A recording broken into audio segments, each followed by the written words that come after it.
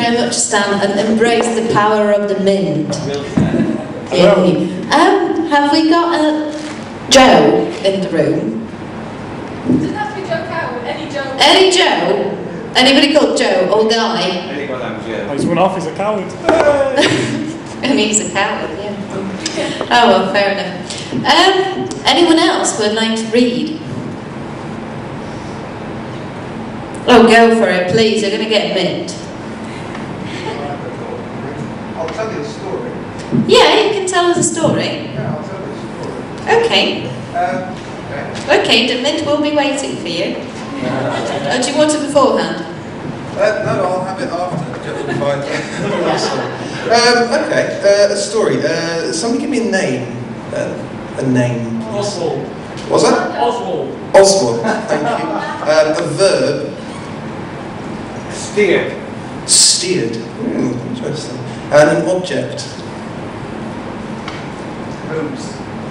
Mousse. Okay, thank you. This story is going to be called Oswald Steered into a Mousse. Now, far away and long ago, further than explorers go, further than the dreams can flow out from your mind and down the street and out down the road there was a little town called Fairfax, why not? And in this place called Fairfax, there lived a guy called Oswald. Now, Oswald was a fairly nice chap, but he was quite diminutive. He was only about 4 feet tall. And he always found this very difficult. He would go into shops and he couldn't see over the counter. He would go into the pub and not be able to get served at the bar. And every time, he would always feel as though there was something missing from his life. About 2 feet. And so Oswald decided, there's something that I've got to do. I've got to make this work. I've got to make my size in this world count for something. So Oswald decided to do something strange. In Fairfax there was a river running straight through the middle. And on that river was a small shipyard. And the shipyard made ships. Oswald went along and he said to them, I would like to make a ship. What is your qualification? No, that's French again, we don't want to do that. What's your qualification? Why do you want to build a ship? He said, I can build ships, you see. Where you have the exhausts coming off the back, where the propeller is inside, then I can crawl inside because I'm small. So they said, okay, you can do this. So he crawled inside the propellers and he would fix the propellers inside. And in exchange for this, they agreed to build him a ship. And so Oswald got his ship. He had cleaned out the propeller himself, made sure it was squeaky clean, and he decided that he was going to set sail and find a place where he could truly belong. Now, Oswald didn't know a great deal about sailing. It wasn't something that he had done before, but he thought he might as well give it a try. So he set off on his boat one day, grabbing the ropes with one hand, holding the tiller with the other hand, to see where the wind would take him.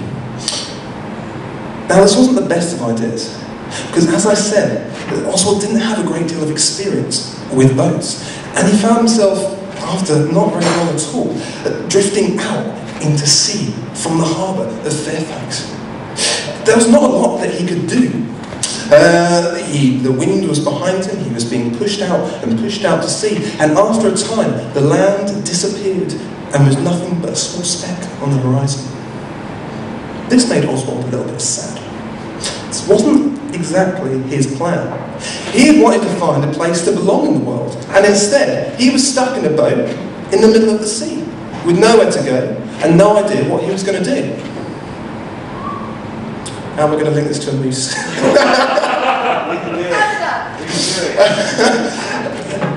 You see, after a while, the sea around Oswald began to calm, and the wind began to drop. And he found that the sea wasn't moving underneath him anymore. He was still. There was nowhere to go. The wind had stopped, the sails had dropped, there was nothing that he could do but stay and wait for something to pick up. Now, after a while, something started to happen to the sea. And he saw that it began to get more and more gruesome. And it started to curdle And it started to turn into something absolutely disgusting. It began to turn into something brown and sticky, a little bit like Coleridge's Rhyme with the Ancient Mariner. It began to turn into something horrible, all around him. And he looked out and he saw that now the water was this solid, brown substance. And he didn't know what on earth was going on. And he was stuck there for many, many days with surrounded by this strange brown substance with nothing to drink, with nothing to eat, and he began to get quite weak. And one day he was looking over the edge and he thought, you know what, that brown stuff doesn't look so bad. And so he decided that he was going to just leap off into it and see what would happen. And he leapt off and he splashed down into the brown stuff and what's that? What was this experience? No! Could it be? His life had been saved, for Oswald had steered his boat into a huge expanse of chocolate mousse. And so Oswald was able to eat, and also mousse happens to have a very high water content I've just made up. So he was also able to extract water from it by squeezing the mousse, which is something that I don't want to do. And so he was there, and after a while, and a few weeks of eating this mousse and squeezing the mousse, that's not a euphemism, he began to hallucinate. Too much mousse. And he started to see creatures walking over the surface of the mousse. And more creatures came to him, until one day... In with what? Did they crawl with legs? On the slimy mousse. What else could they have crawled with? Did they crawl with legs? They crawled, yes, with legs, over the slimy mousse. And they began to team up all around him. And they said, Oswald. And he went, oh, it's strange creatures walking on the mousse, talking to him. Oswald, Oswald.